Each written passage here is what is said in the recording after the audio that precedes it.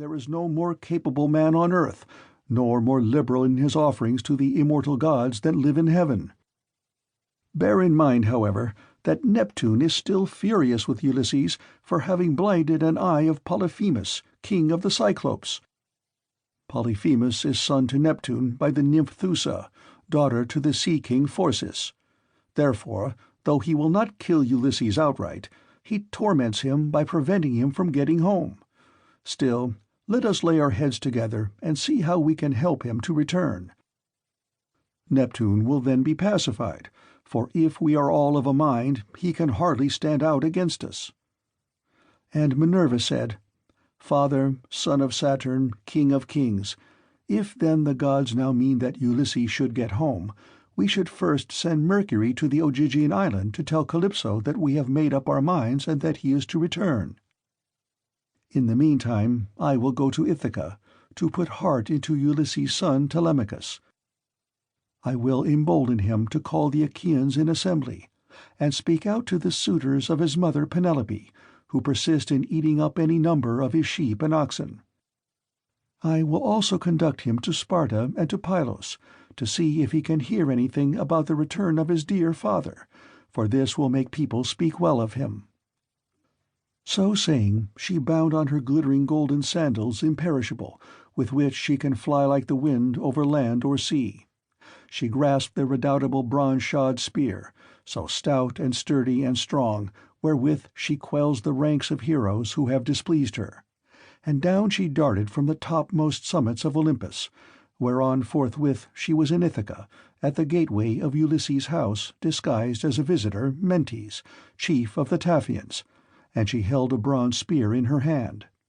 There she found the lordly suitors seated on hides of the oxen which they had killed and eaten, and playing draughts in front of the house.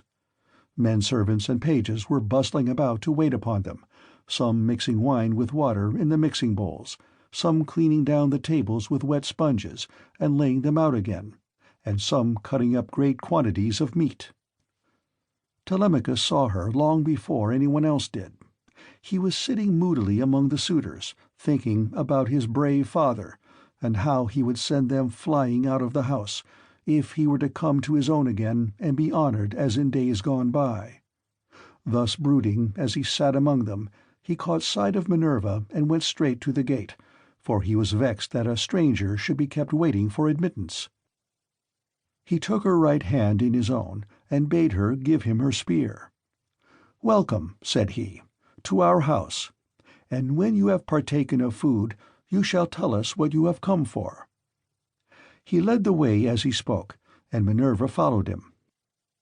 When they were within, he took her spear and set it in the spear-stand against a strong bearing-post, along with the many other spears of his unhappy father, and he conducted her to a richly decorated seat under which he threw a cloth of damask.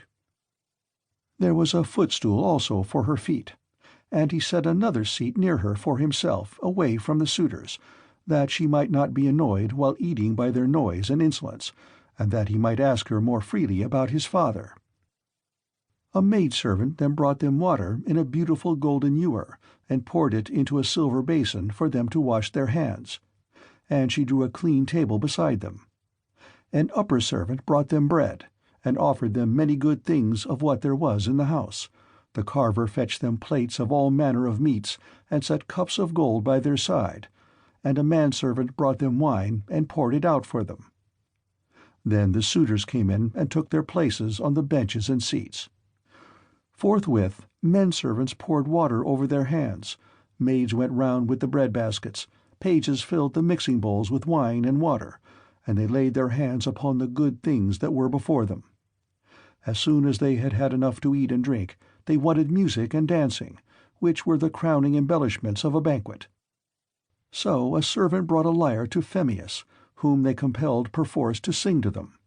As soon as he touched his lyre and began to sing, Telemachus spoke low to Minerva, with his head close to hers that no man might hear.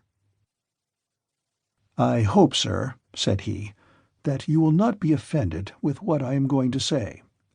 Singing comes cheap to those who do not pay for it, and all this is done at the cost of one whose bones lie rotting in some wilderness or grinding to powder in the surf.